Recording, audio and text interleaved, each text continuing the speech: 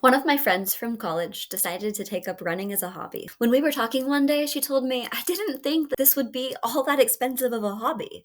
You can run without any gear. You run to the bus stop or whatever. But when you're looking at running regularly, there's so much to think about the right shoes and leggings and jacket and water bottle and earbuds that stay in place while running. It adds up. Creating a work of fiction can feel like that sometimes. Writing isn't hard. We all write every day, whether it's a text to a friend or a comment on social media or an email to our boss. We all tell stories too, whether it's how hard our day was or the padding in our resume or our answers to young kids when they ask where babies come from. But doing it on purpose regularly, there's so much to think about. What does the character want? How do they feel? What's in their way? How will they grow? Balancing the pieces of a scene can be tricky.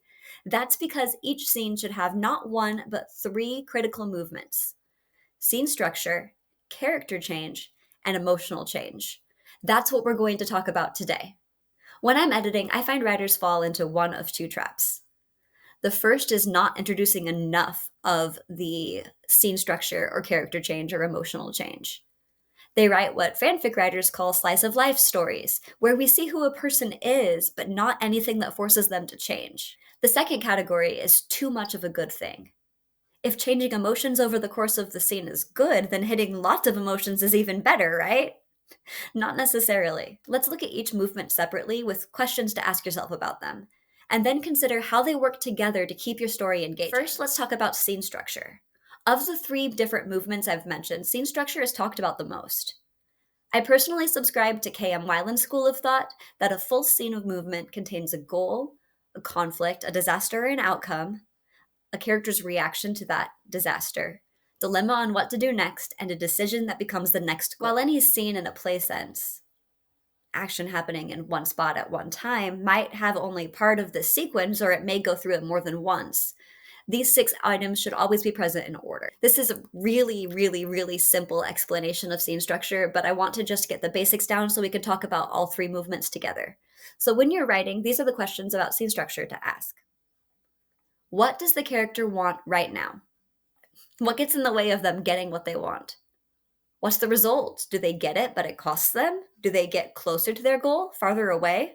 Does something more important interrupt them? How do they react knowing the result of their attempt to get their goal?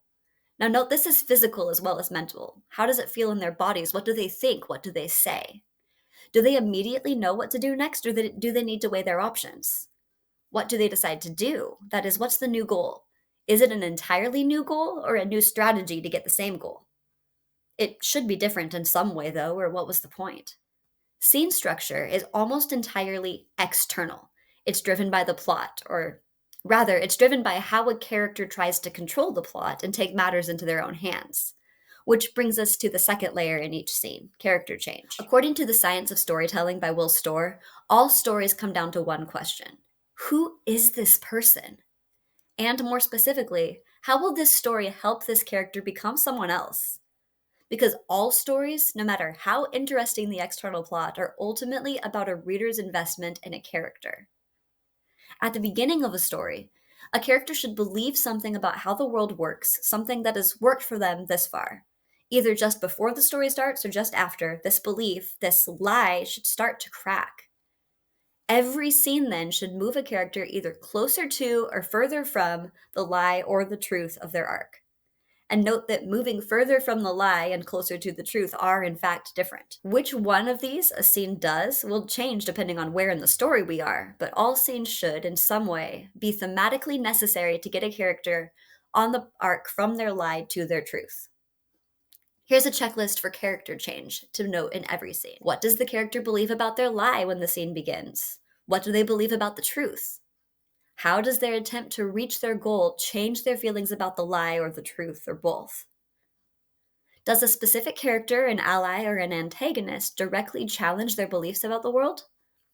Does the result they got with their strategy implicitly challenge their beliefs about the world? As the scene ends, how have their subconscious beliefs changed, especially regarding the lie and the truth? Characters should end scenes a different person, at least in some small way, than they were when the scene began. Another, less thematic way that characters change is in how they feel throughout a scene. This emotional arc is the third movement. Within a single scene, we ideally have one emotional movement. The character starts out in state A, but because of the plot during that scene, their emotion changes to state B. That is, if a character begins the scene angry, they should end the scene somewhere else. Optimistic, confused, curious, hopeful, without making stops outside of that line from A to B along the way. We don't want emotional whiplash.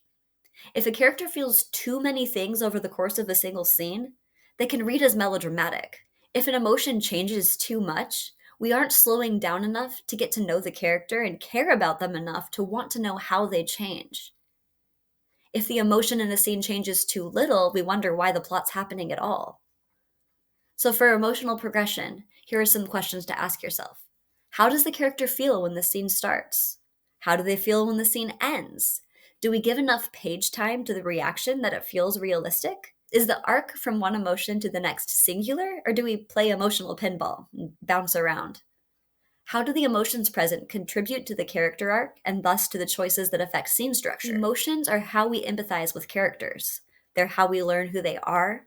A person's emotional reaction to, say, getting stuck in traffic on their way to their job tells us so much about who they are, how they feel about work, and more. But more is not better. Like going through therapy and learning to sit with uncomfortable feelings before dissociating from them and placating ourselves with video games. You know, not that I'm speaking from experience, but our characters too need to spend some time in an emotional state for both us to understand them and for them to make the change necessary for the growth that will happen over the course of a story. Each of these progressions, the scene structure, the character arc, and the emotional arc, is vital to the telling of a good story.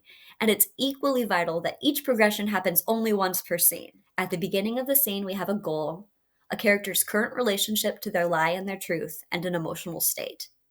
At the end of the scene, we have an emotional reaction to the outcome of their attempt to get the goal, a new relationship, if only minutely, to the lie and or the truth, and a new goal to pursue in this wake. Repetitive scenes happen when we go goal, conflict, disaster, return to the same goal with no changes in strategy. Similarly, emotional whiplash happens if we move from anger to embarrassment to happiness to confusion and back to anger in the middle of the same scene, with no progress away from or toward the lie or the truth. As you look at your scenes, and I definitely recommend this when you're editing, not when you're writing. You don't want to get too in your head about this when you're just getting words down on the page. But when you're editing and you look at your scenes, pay attention to how you can streamline the emotions, the character change, and the goals. Use the questions that we've gone over to guide you and see how your characters come alive on the page because of them. Next Thursday, we'll be talking about midpoints. On Sunday, I'll be reviewing my 12-week year progress, and on Tuesday, you'll get another Notion tutorial from me. So if you are interested in those things, don't forget to like and subscribe, and I will see you soon.